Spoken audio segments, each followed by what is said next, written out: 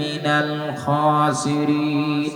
আদম বললেন, হে আমার রব, আমি আমার নফসের উপরে জুলুম করেছি। আপনি যদি আমারে মাফ না করুন, আমারে করুণা না করুন, আমার প্রতি দয়া না করুন, আপনি যদি আমার উপরে রহম না করুন, লানাকুনান্না মিনাল খাসিরিন, আমি ক্ষতিগ্রস্ত হয়ে যাব। আল্লাহ মাফ করে দিলেন। বলেন, আদম, যেহেতু আমার হুকুম অমান্য করেছে, শাস্তি স্বরূপ আমি তোমাকে দুনিয়ায় পাঠাবো। সেই দুনিয়ায় পাঠানোর উদ্দেশ্যটা হলো কি?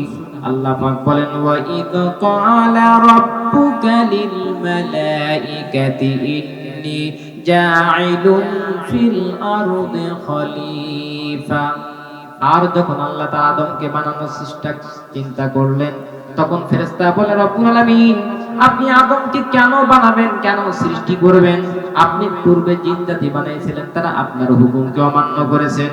ও আল্লাহ, সুতরাং এই ফেরেশতা তখন বলে, আল্লাহ আপনি কেন বানাবেন?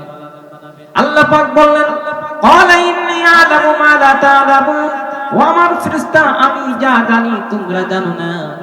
ও আমার ফেরেশতা, তোমরা শুনে রাখো, আমার বান্দা যদি ইয়াকুলুল মান লাকিয়ানি বিকুবারিল আরদি খাতিয়া লা তুশরিক বিল্লাহ, সহিহ মুসলিমের হাদিস, আবু যার গিফারি হাদিস কারা বর্ণনা করেন।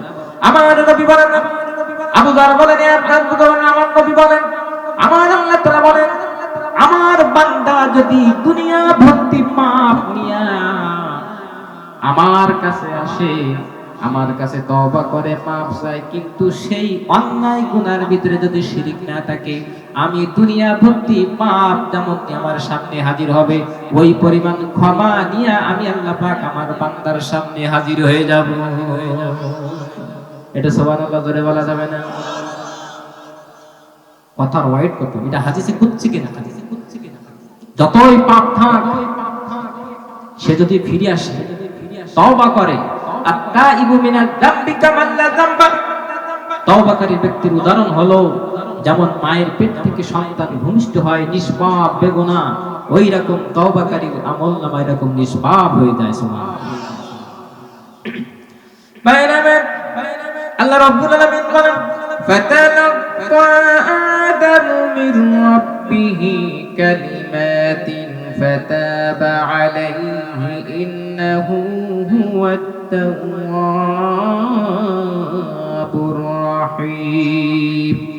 আল্লাহ রাব্বুল আলামিন বলেন, আমি আল্লাহ রাব্বুল আলামিন অতঃপর আদমকে তার রবের পক্ষ থেকে তওবা করার কথা আমি আল্লাহ তাআলা শিখিয়ে দিয়েছি, কিভাবে তওবা করতে হয়, কিভাবে আমার কাছে গুনাহ থেকে বাঁচতে হয়, কিভাবে পানাহ চাইতে হয়।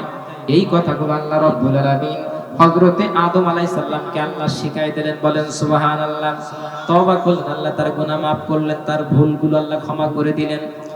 আল্লাহ রাব্বুল আলামিন তারপরে বলেন, ফামান তাবা মিন বা'দি যুলমিহি ওয়া আসলাহা ফা ইন্নাল্লাহা ইয়াতুবু আলাইহি ইন্নাল্লাহা গফুরুর রহিম। আল্লাহ রাব্বুল আলামিন বলেন, অথবা যে ব্যক্তি নিজের অত্যাচারের পর, নিজে অত্যাচার করার পর তওবা করে, যে ব্যক্তি অত্যাচারী করার পর তওবা করে ফিরে আসে, আমি আল্লাহ রাব্বুল আলামিন ওই বান্দার তওবাগুলো কবুল করি, তাকে maaf করে দেই। আর আমি এমন আল্লাহ, আমি ক্ষমাশীল এবং পরম দয়ালু। সুবহানাল্লাহ। আপনি জুলুম করেছেন, জীবনে নামাজ এক ওয়াক্ত পড়েন নাই, আজকে থেকে তওবা করুন। যারা 5 ওয়াক্ত নামাজ পড়েন না, রমজান মাস সামনে আগত, রমজানে 30টা রোজা রাখবো, এইভাবে তওবা করেন, আল্লাহ পাক আপনার জীবনের গুনাহ maaf করে দিবেন। সুবহানাল্লাহ। ভাইরা আমার আল্লাহ তিনি কর্পণ করুণাময় কেমন?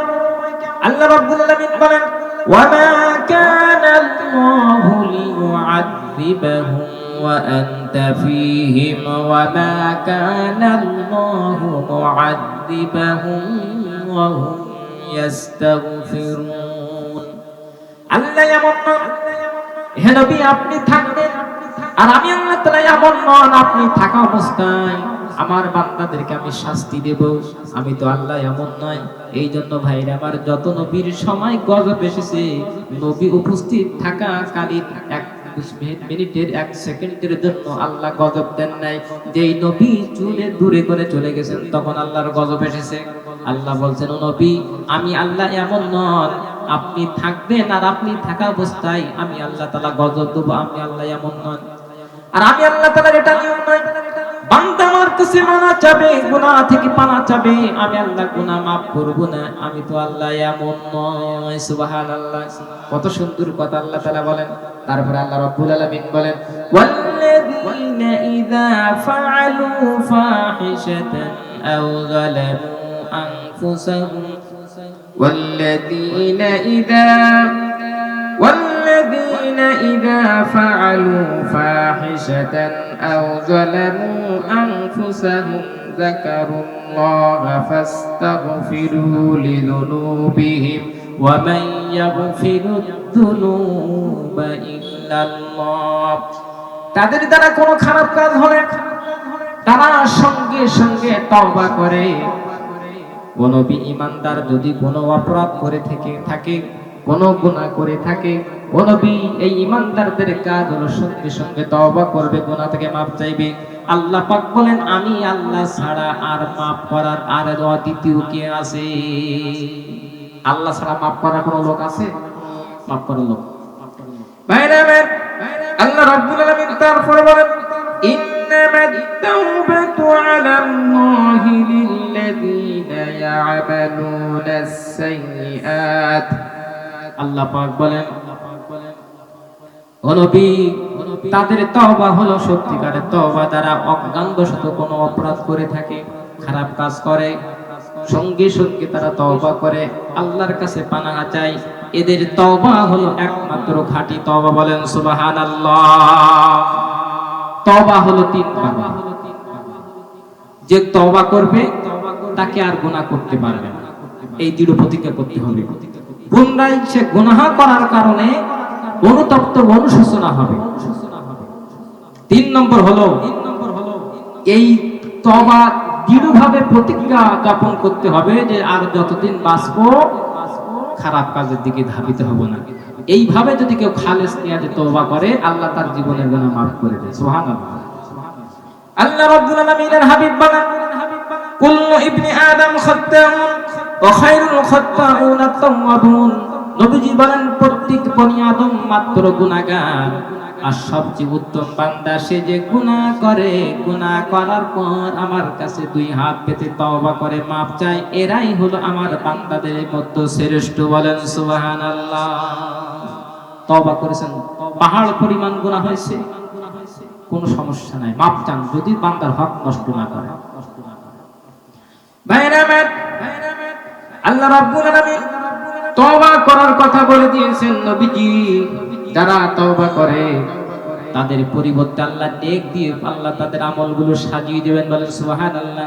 আল্লাহ কোরআনে কারীমের ভিতরে বলেন, ইল্লা মান তাবা ওয়া আমানা ওয়া আমিলা আমালান সালিহান ফাউলাইকা ইউবাদদিলুল্লাহু সাইয়্যাতিহিম হাসানাত। আল্লাহ রাব্বুল আলামিন বলেন, যারা তওবা করে, সৎ কাজ করে এবং আল্লাহ তাআলাকে গুনাহ দ্বারা তাদের নেকিকে, আল্লাহ গুনাহকে নেকি দ্বারা পরিবর্তন করে দেবেন। বলেন সুবহানাল্লাহ। যারা তওবা করে, সৎ কাজ করে এবং তাদের যে গুনাহগুলো ছিল ওই গুনাহগুলো আল্লাহ পাক নেকি দ্বারা পরিবর্তন করে দিবে। সুবহানাল্লাহ বিহামদি। ভাইরা আমার, তওবা করতে হবে খালেস নিয়তে। কেমন তওবা? ইয়া আইয়ুহাল্লাযীনা আমানু তুবু ইলাল্লাহি তাওবাতান নাসুহা। হে ঈমানদার মুমিনেরা, তোমরা খালেস নিয়তে নাসুহা হলো এমন তওবা করতে হবে যে জীবনে আর ওই গুনাহ করা যাবে না। একে বলা হয় তাওবাতান নাসুহা। সুবহানাল্লাহ বিহামদি। আমরা এখানে যারা এসেছি অধিকাংশ করে সব গুনাহগার, কথা কোন ঠিক কিনা? আল্লাহর নবী বলেন, ওয়াল্লাযী নাফসু বিয়াদিহি, লাউ লাম তাযনিবু লাযহাবাল্লাহু তাআলা বিকুম ওয়া লাজাআ বিকওমিন। আমার নবী বলেন, আমি আল্লাহ তাআলা আমার বান্দা যদি গুনাহ না করত, এই বান্দাদেরকে আমি আল্লাহ তাআলা সরাইয়া দিতাম, আর একটা জাতিকে পাঠাতাম। ওই বান্দা গুনাহ করত, আমার কাছে মাপ চাইতো, আমি আল্লাহ পাক ওই বান্দার প্রতি বেশি খুশি হয়ে যেতাম।